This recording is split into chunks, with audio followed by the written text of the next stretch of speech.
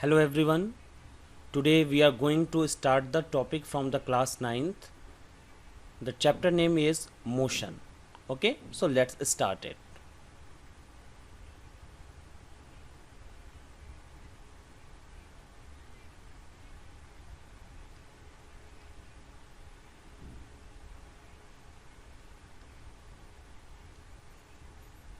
The first topic which we have to discuss is the rest and motion. What is called rest and what is called motion? We will understand with one example. Rest means suppose there's any body which is not changing its position with respect to its surrounding, then the body is said to be rest. For example, suppose there is a tree, okay,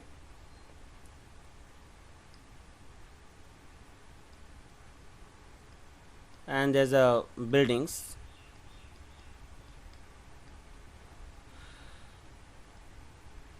and there's a car.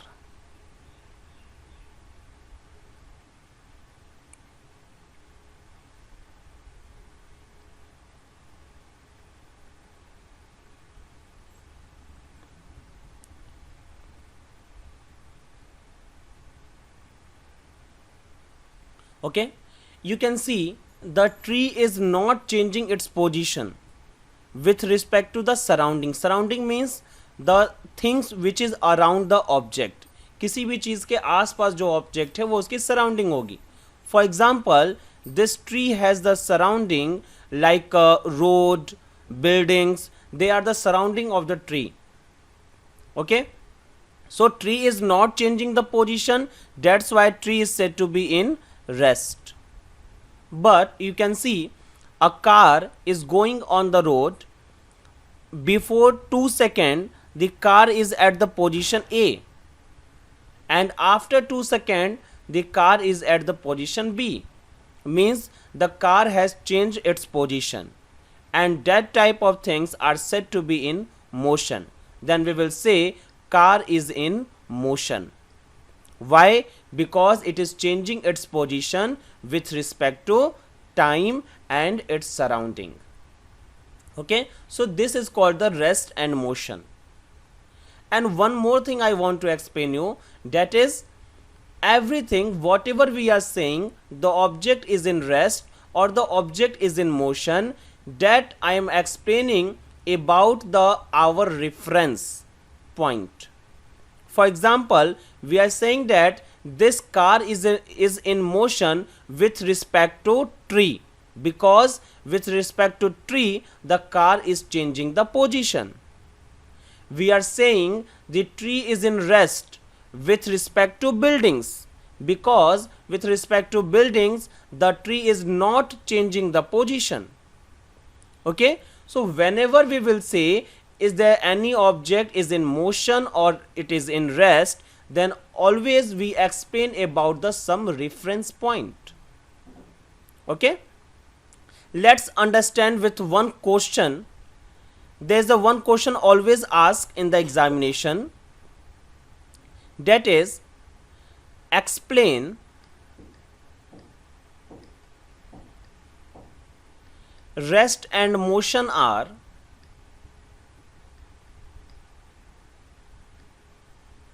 relative terms.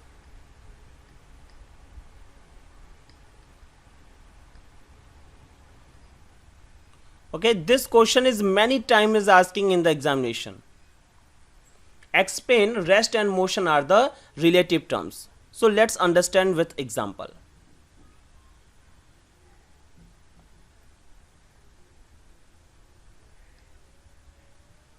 Suppose there is a bus.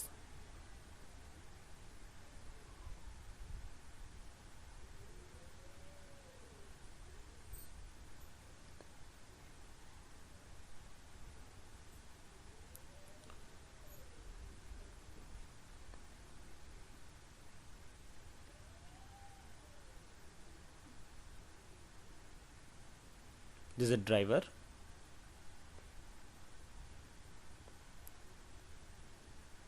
and this bus is moving.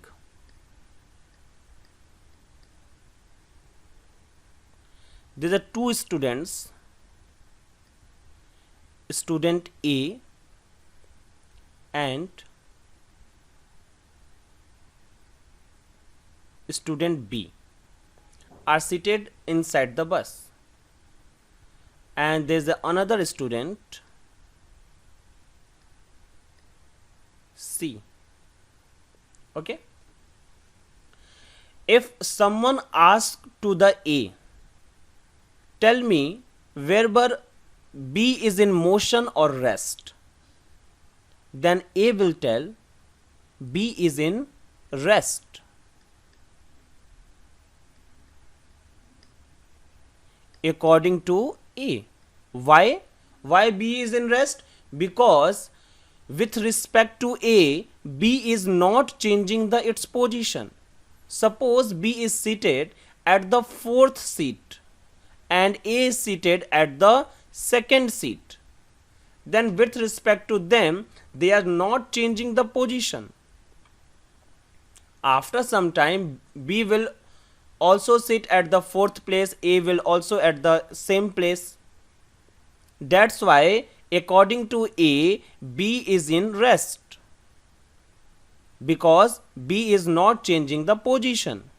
But if someone asks to the C, then according to the C, bus is in motion, so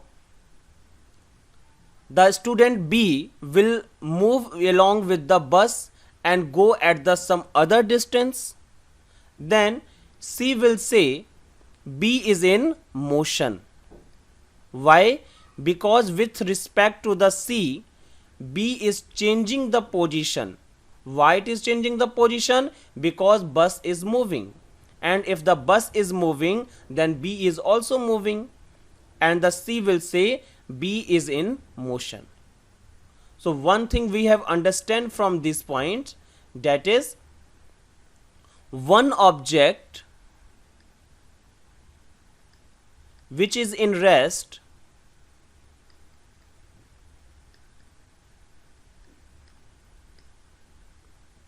with respect to one observer may also be in motion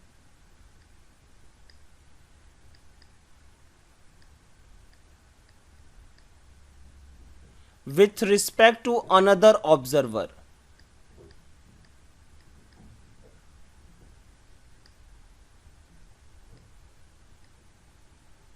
Okay, example is here. So that's why rest and motion are called the relative terms, because they are relative to each other. With respect to relative to the A, B is in rest, and relative to the C, B is in motion. Okay, so that's why rest and motion are said to be relative terms. Okay, now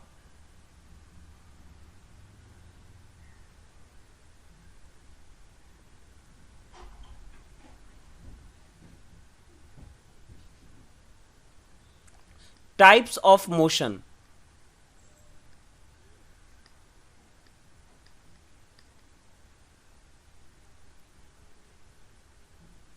There's a many types of motion. First is linear motion.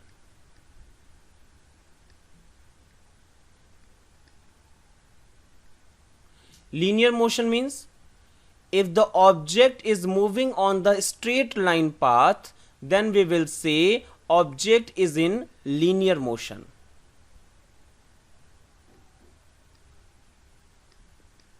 If the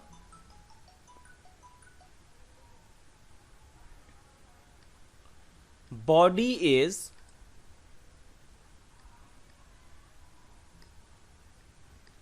moving on straight line path,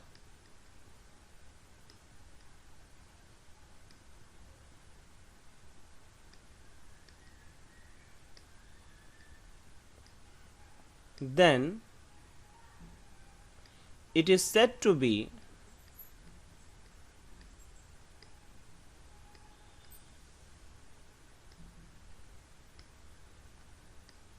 body is in linear motion.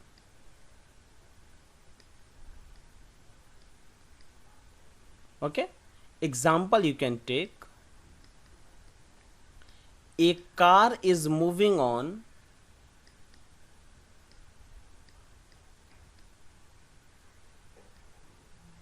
straight road.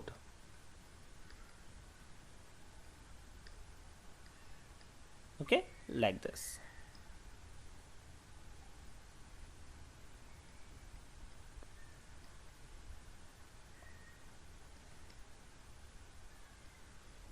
So this is an example of the linear motion. Okay, now second is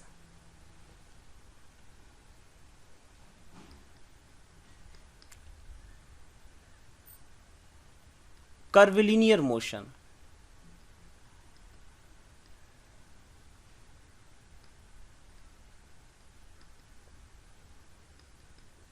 Curvilinear motion means if the body is moving on the curve path, then the motion is said to be curvilinear motion.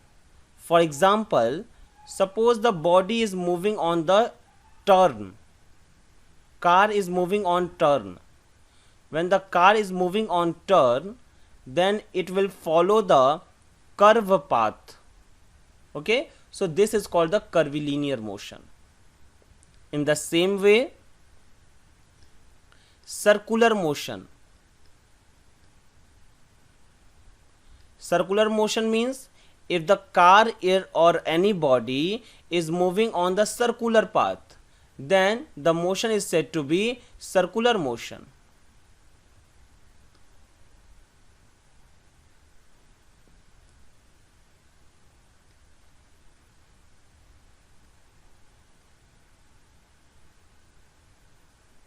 Suppose the car will move like this, then it will call the circular motion. Okay, after that, vibratory motion.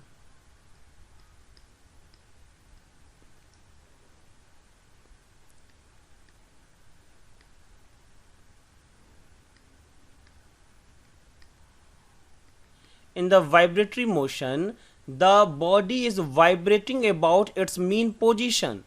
For example, if you take the example of simple pendulum,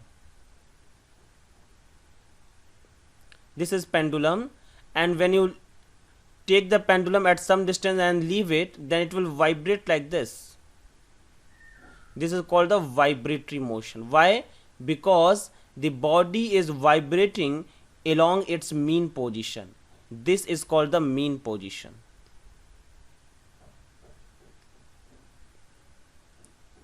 And body is moving to and fro motion along the mean position. So that's why it's called the vibratory motion. Okay. Now the classification of the motion on the behalf of the dimension. Okay. So first part is one dimension motion.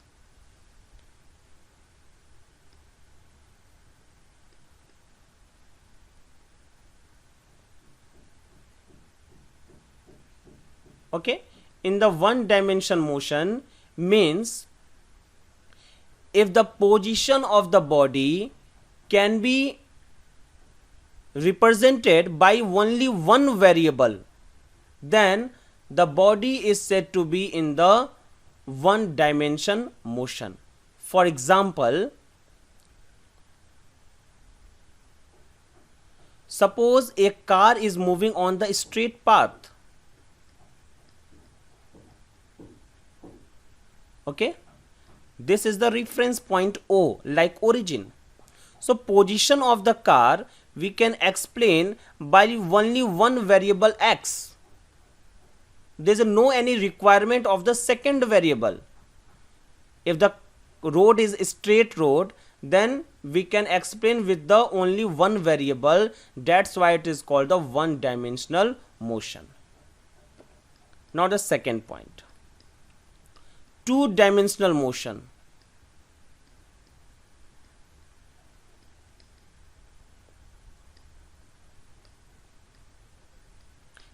In the same way, if two variables are required to represent the position of the any object, then it is called the two-dimensional motion.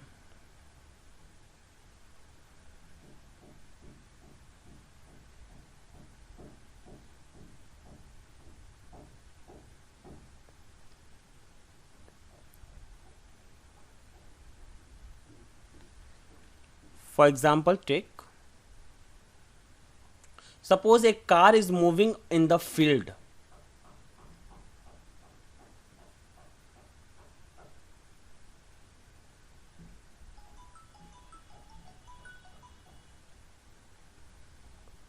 Okay, this is the origin O. Suppose car is here or any body is here.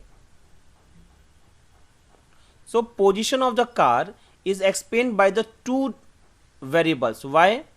Just like you are representing the point on the graph, that is called the x, and that is called the y, right? So position of the car is xy. So in this time we need the two variable to exactly know the position of the car. That's why it is called the two-dimensional motion. Example will be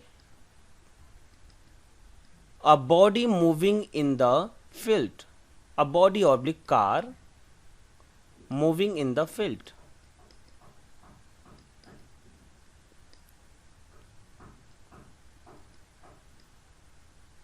Okay, its example is car moving on a straight road.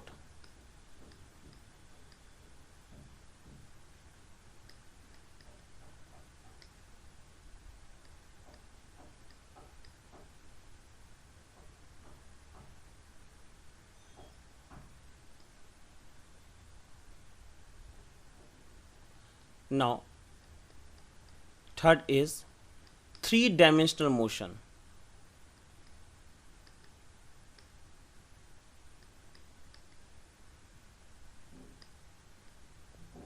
In the three-dimensional motion, if the car or not the car, if the aeroplane is moving in the space, okay, then this is called a three-dimensional motion, because in that situation we need the three variable to know the position of the aeroplane: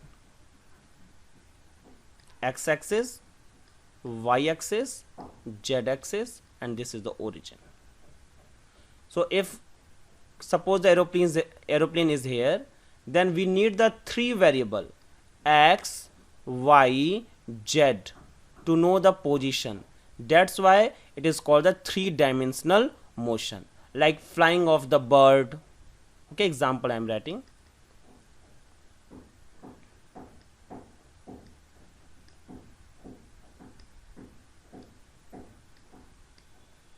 Okay, flying plane,